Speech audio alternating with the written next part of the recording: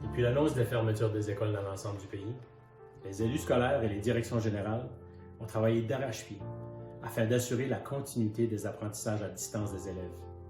À la FNCSF, on travaille sans cesse pour assurer l'éducation francophone en milieu minoritaire. Et les membres du CA tiennent à remercier tous ceux et celles qui travaillent avec nous. Merci. Au cours des dernières semaines, le personnel des conseils scolaires francophones a fait preuve de résilience, de courage et de compassion afin de permettre aux élèves de poursuivre leur apprentissage à distance. Ici à Terre-Neuve, nous avons mis en place un plan d'apprentissage en ligne. Nous avons offert accès à tout le personnel et élèves qui n'en avaient pas.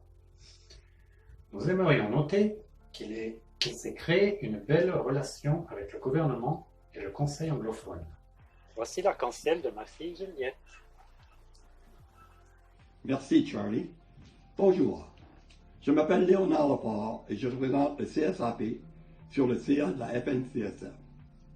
Le Conseil scolaire acadien provincial, en collaboration avec le ministère de l'Éducation et de la Petite Enfance de la Nouvelle-Écosse, a été en mesure d'offrir une éducation virtuelle de qualité qui a permis à tous les élèves du CSAP de continuer leurs apprentissages pendant ces temps difficiles. Les enseignants soutiennent et encouragent nos jeunes en les aidant à composer durant cette période d'incertitude. Nous avons tous un rôle important à jouer dans le bon fonctionnement de notre système scolaire. Merci. Comme en Nouvelle-Écosse, nous, à l'Éducation-Édouard, on a mis l'emphase sur l'éducation à distance afin d'offrir tous les besoins à nos élèves. Bonjour, mon nom c'est Émile Galland et nous, à la Commission scolaire de langue française de l'Éducation-Édouard, on est très contents de notre équipe. Même avant que les programmes à distance étaient en place, notre équipe était en communication avec beaucoup de nos élèves afin de leur offrir des idées, des activités qu'ils peuvent faire en ligne ou à la maison. Donc, un gros merci à notre équipe. Fier de votre travail à Lille. Et ici, tout à côté, au Nouveau-Brunswick, les districts scolaires ont développé plusieurs pratiques innovatrices pour accompagner les élèves qui n'avaient pas accès à des outils technologiques, les élèves ayant des problèmes d'apprentissage et les familles dans le besoin.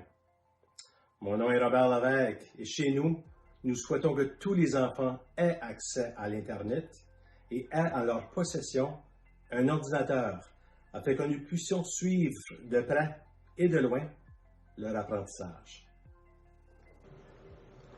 Merci Robert. On se serre les coudes virtuellement depuis la mi-mars. Mon nom est Jean Lemay. Je représente les conseils scolaires francophones catholiques de l'Ontario au sein de la Fédération nationale des conseils scolaires francophones. Cet esprit de collaboration s'est traduit en Ontario par des initiatives et des partenariats communautaires dans le but de permettre à chaque élève de poursuivre son parcours scolaire par son apprentissage à la maison. Le bien-être des élèves étant au cœur de chaque décision prise par les conseils scolaires catholiques, nous veillons à ce que nos élèves reçoivent l'appui dont ils ont besoin dans toutes les sphères de leur apprentissage. Merci. Merci, Jean. Je tiens à souligner l'engagement des parents au soutien scolaire accru qu'ils ont dû apporter à leurs enfants durant ces temps très difficiles. Je suis Denis Chartrand et à la FNCSF, je représente les conseils scolaires publics de langue française en Ontario. Je suis particulièrement fier de nos enseignants, de nos gestionnaires, informaticiens, pédagogues, concierges et j'en passe, qui ont démontré que quand la situation est grave, comme maintenant, les Franco-Ontariennes et les Franco-Ontariens savent tous et toutes mettre l'épaule à la roue pour aider nos élèves à continuer leur apprentissage, même dans des situations difficiles. C'est ensemble qu'on réussit.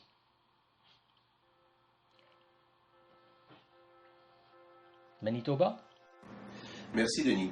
Les conseils scolaires francophones dans le contexte minoritaire ont été présents depuis le début de cette crise pour épauler les élèves et leurs familles, non seulement dans les apprentissages académiques, mais aussi pour veiller au bien-être des élèves les plus vulnérables.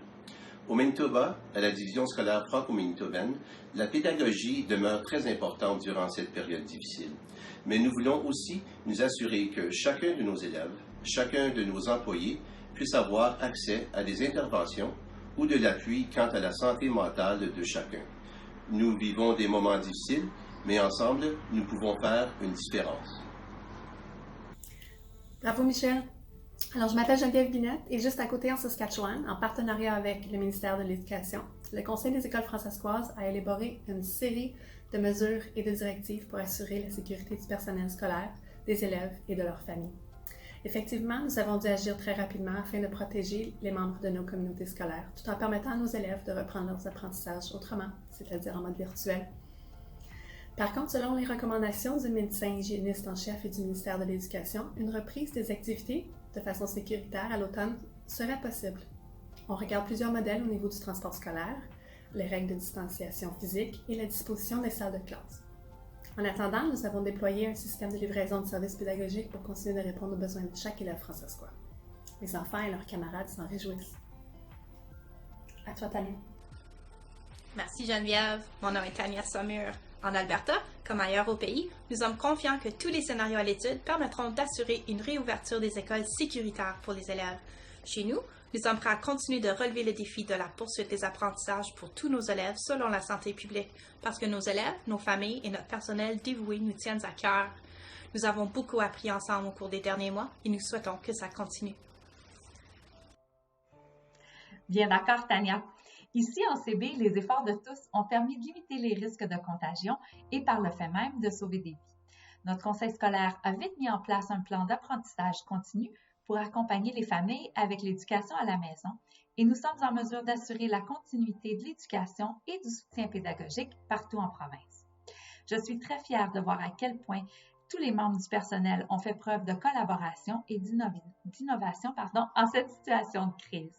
D'ailleurs, nos équipes ont proposé aux élèves d'innover pour les événements prévus avant la crise, comme le relais franco qui se fera cette année de manière virtuelle et la cérémonie des finissants pour laquelle on propose un événement en ligne pour souligner la fin des études secondaires.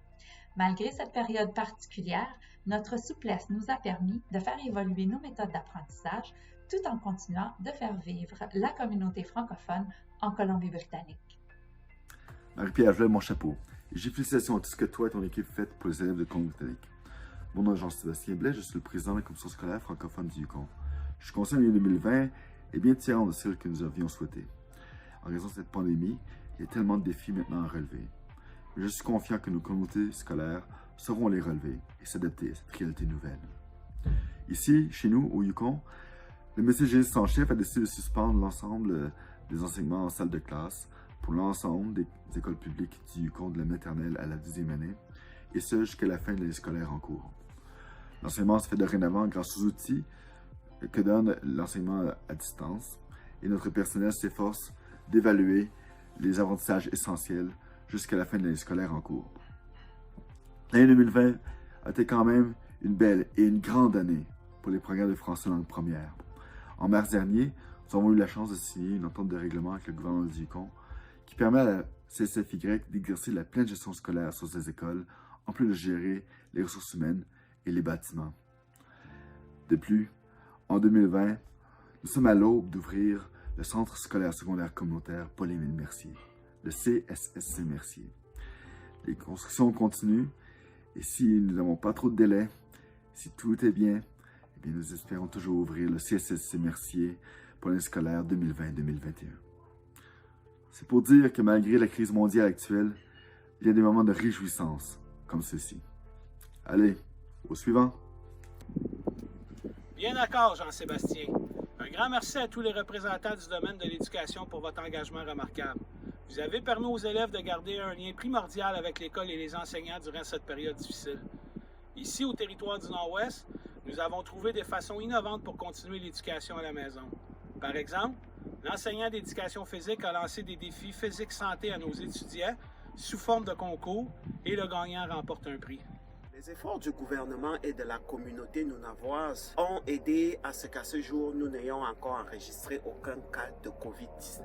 Malgré le défi lié à l'accès à Internet, les enseignants ont continué à produire des activités pédagogiques que les parents viennent prendre à l'école chaque semaine et le suivi est fait par courriel ou au téléphone. De plus, afin d'assurer le bien-être de nos élèves pendant cette période de pandémie, un projet panier santé leur est offert de façon hebdomadaire.